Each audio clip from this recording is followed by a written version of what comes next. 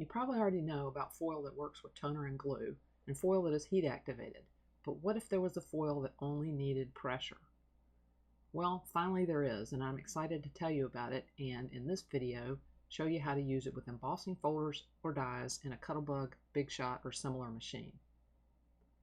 The foil I'm going to introduce you to is silhouette transfer foil, marketed for the curio, but I've discovered that you don't need a curio machine to get great results with this cool new product.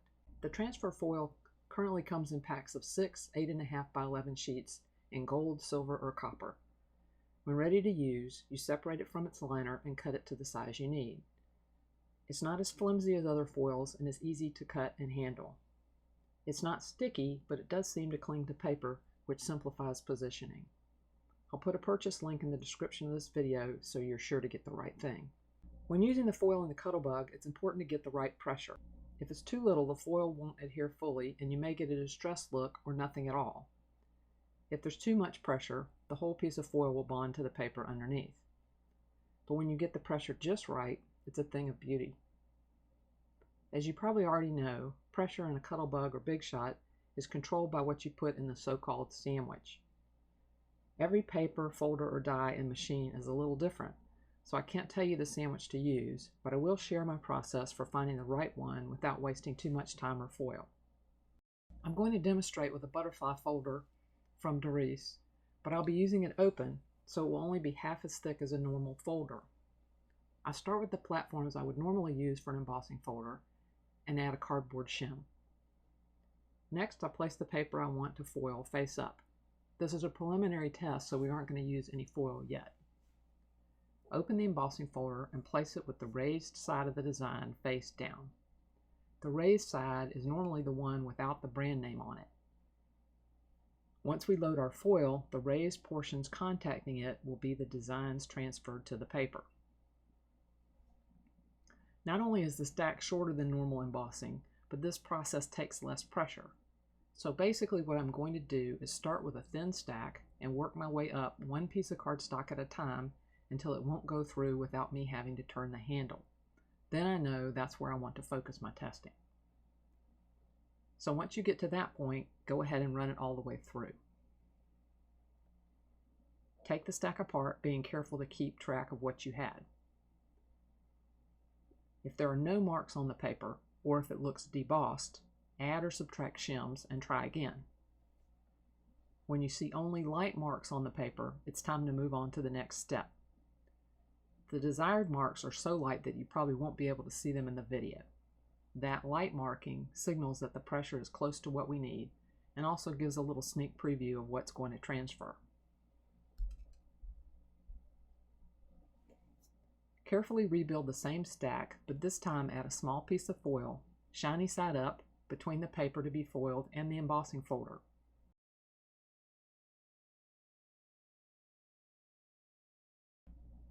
Run it through.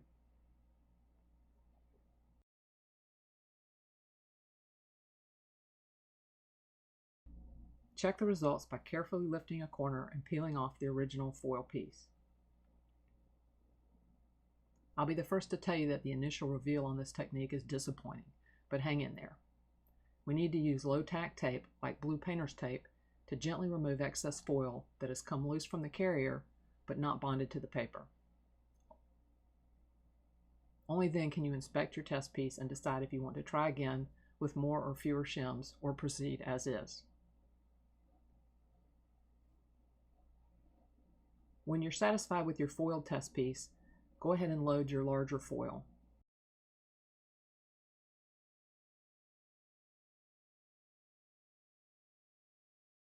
I'm trying to get the two butterflies at the top to foil, so I position the foil with respect to the folder with that in mind. If you want to limit what gets foiled, you could cut the foil roughly to shape, but in this case, I'll just plane the foil first, then hand cut the foiled page from there.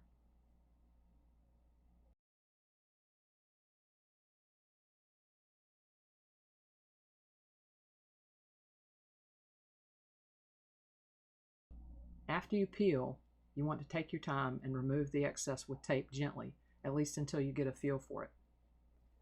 You don't want to pull up too much foil or deposit foil from the tape back onto the project. I recommend making sure your tape is clean for each swipe, unlike what you see me doing here. I haven't done a lot of experimenting yet, but I would think you could branch out from paper and cardstock and transfer directly to a journal cover or something like that. It's easy to find out what kind of surfaces will work by testing with leftover scraps of foil and a ball tip embossing stylus, like you saw me do at the beginning of this video.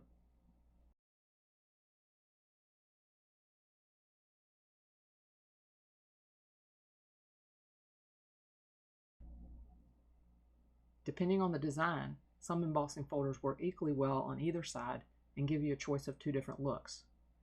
This is an example showing both options from a folder that has a small repeating pattern. So next I'm going to show you how the process works with thin dies.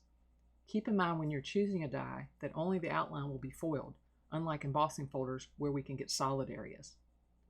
I'm using a coral die from Avery Elle because I think it works well as an abstract pattern when outlined. I'm not going to show it again, but the trial and error process is the same as with embossing folders. Start with a stack too thin, then work up one piece of cardstock at a time until you have to turn the crank. Again, it's much less pressure than you normally use with a die because you don't want to cut through the foil or the paper. The paper you want to foil goes face up, the foil goes next colored side up, then the die face down. Run it through and clean up with tape.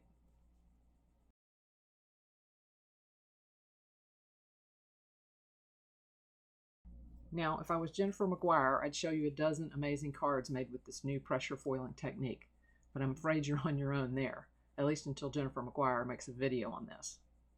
In the meantime, look for a video from me on how to use this new foil with a Cricut or Silhouette machine.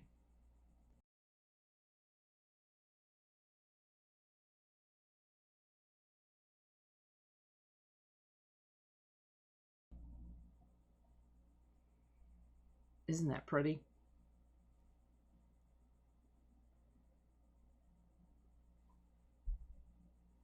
One more example I want to show you is using an embossing die. If you have any of these, they're really ideal for this foiling technique as they give a nice solid foiling with good detail. And since they usually come with a matching cutting die, you're all set. This one is from a feather stamp and die set I got from Michael's a while back. I hope you've enjoyed watching this video and learning about how to use Silhouette transfer foil for curio with your embossing folders and dies. If so, I'd appreciate a thumbs up or a share, and be sure to subscribe to my channel and drop by cleversomeday.com for more innovative ideas.